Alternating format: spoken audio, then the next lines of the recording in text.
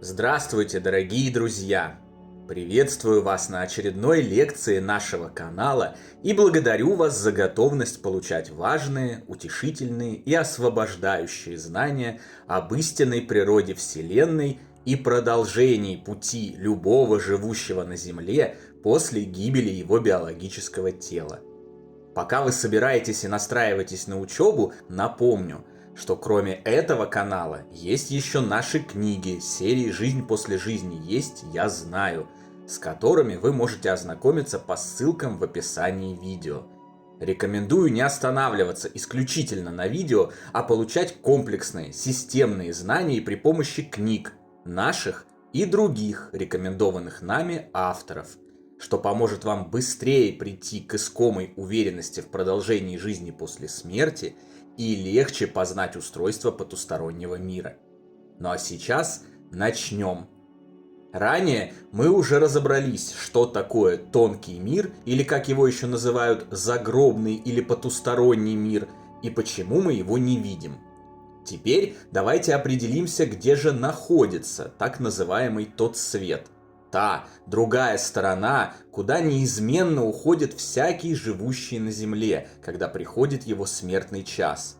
Где наш дом, где течет жизнь истинная, более реальная, настоящая, и где ждут нас наши родные и любимые, отправившиеся туда прежде нас.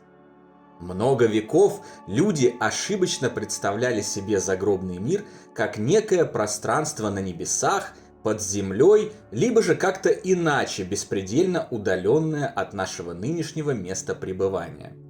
Этому способствовали разные факторы, такие как мера развития интеллекта человека, его способности осознавать и познавать явления и устройства мира, различные религии, действующие в угоду себе и своим целям, нежелание большинства касаться этой печальной темы в принципе, а также напрягать мозги изучением сложных объектов мироздания и так далее. Большая часть знаний о духовной природе человека, его беспредельных возможностях, абсолютной свободе и способности безопасного открытия и изучения потустороннего мира длительное время, на протяжении многих веков, окружалась различными страшилками и ужасами, утверждающими, что все это от лукавого и его бесов, запрещалось, цензурировалось и искоренялось. Иногда совсем уж жестокими и кровавыми методами, вроде физического истребления, уничтожения и сжигания на кострах так называемых ведьм, колдунов, предсказателей, целителей, деревенских травниц, исследователей паранормального и ученых, дерзнувших заходить на запретные территории, тогда окучиваемые заправителями средневековых религий. Чтобы попытаться объяснить истину людям, не готовым к получению таких знаний или не желающих получать их, придумывались различные упрощенные метафоры. Начиная от разделения на рай с вечным блаженством для праведников и ад с вечным же мучением для грешников, заканчивая мрачным и страшным паромщиком на реке Стикс, за плату перевозящим умерших людей в царство мертвых. Но все это лишь метафоры и упрощения, которые были нужны на этапе, когда люди еще не были готовы понять истинное положение вещей, а по мнению различных правителей нуждались в строго ограниченном объеме информации, чтобы не стать чересчур свободными и бесстрашными. Ведь свобода и бесстрашие – это именно те дары, которые обретает человек, открыв для себя свою истинную, бессмертную духовную природу и способность справиться с любыми ситуациями. Эти информационные ограничения, кстати, не изменились и сегодня, поскольку все так же, как и прежде, свободный и бесстрашный человек – это самая главная опасность для теневых мировых правителей и такого привычного, уютного и желанного для них исключительно материального мира, в котором можно бесконечно лгать, безнаказанно совершать преступления, угнетать народы, воровать доллары тоннами, набивать свои бездонные животы, покупать спортивные машины, огромные яхты и молодые красивые тела. Именно поэтому потустороннее знание все никак не может стать массовым и освободить мир из тисков материализма, жестокости и ненависти, а духовность вместе со всеми ее ценностями и ориентирами все еще остается темой underground, которую большинство высмеивает, обесценивает и воспринимает с недоверием. Я немного отклонился от темы лекции и заехал на территорию конспирологии, и хоть это тоже важно и нужно осознавать, все же возвращаюсь обратно. С одной стороны, эти придуманные и упрощающие сложные для восприятия знания метафоры работали. С другой, люди понимали их чересчур буквально, в лоб, что многих вместо освобождения и возвышения толкало в объятия архаичных страхов и тревог и все время порождало новые, все больше запутывая и отдаляя от правды. А различные трактователи, взявшие на себя роль наместников, озвучивателей воли Бога, запретители и цензоры, бравшие эти сведения для того, чтобы с их помощью властвовать и зарабатывать, лишь усугубляли ситуацию.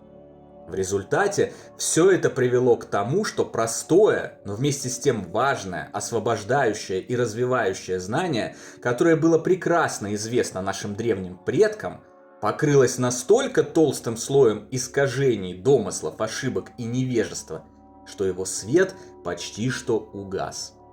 И сегодня человек, не обладающий знаниями о том, что происходит с личностью после смерти биологического тела, имеет очень смутные понятия о событиях, ожидающих во время перехода, называемого смертью, и нахождении мест, куда наша душа попадает после него. В большинстве своем люди думают, что загробное царство, если и существует, то находится где-то далеко, на небе, если они представляют себе рай, или под землей, если речь идет об аде. На самом же деле тонкий мир – это то же самое пространство, где находятся и живущие. Он не где-то, он прямо здесь, рядом с нами, вокруг нас. Мы взаимопроникаем друг в друга и одновременно находимся в одном и том же пространстве. Разумеется, понятие пространства я тоже применяю здесь для простоты вашего понимания и возможности визуализировать образы при помощи ограниченного трехмерного мозга. Потому что время и пространство существуют только в плотном, физическом мире. В мирах чистого сознания и мысли, коими и являются тонкие духовные миры, их нет. Там все, везде и сразу существует в одной точке, здесь и сейчас. А вообще-то любой мир, любое измерение и любая жизнь в любой точке безграничной вселенной существуют как все, везде и сразу в одной точке, здесь и сейчас. Но до этого мы дойдем позже, когда перейдем к выработке многомерного мышления на более поздних лекциях нашего курса. Сейчас же вернемся к месту размещения загробного мира. Чтобы лучше понять то, о чем я говорю, представьте, что у вас на руке есть крутилка, как на радио, регулятор частоты вибраций вашего тела, то есть приема сигнала окружающего мира со шкалой от единицы до 7. Сейчас ваш регулятор установлен на отметке 1, соответствующей сигналу плотного физического мира, нашей привычной Земли. Ваш приемник сигнала синхронизирован с его передатчиком, и вы видите все то, что привыкли видеть каждый день. Живущих людей, здания, улицы, магазины, деревья, небо, солнце и все прочее. Каждое положение регулятора соответствует миру с более высокой частотой вибраций. Переведите регулятор на 2. Щелчок, мгновение помех и белого шума, физический мир исчезнет, а затем вместо него вы увидите, допустим, астрал и низшие духовные сферы, наполненные недавно умершими людьми, сбитыми с толку духами, не осознающими произошедшие с ними перемены, теми, кто бессмысленно прожил свои жизни, погрузившись в материю, а также злобными духами, ищущими, от кого бы им подпитаться эмоциями зависимостей, страхов и отчаяния.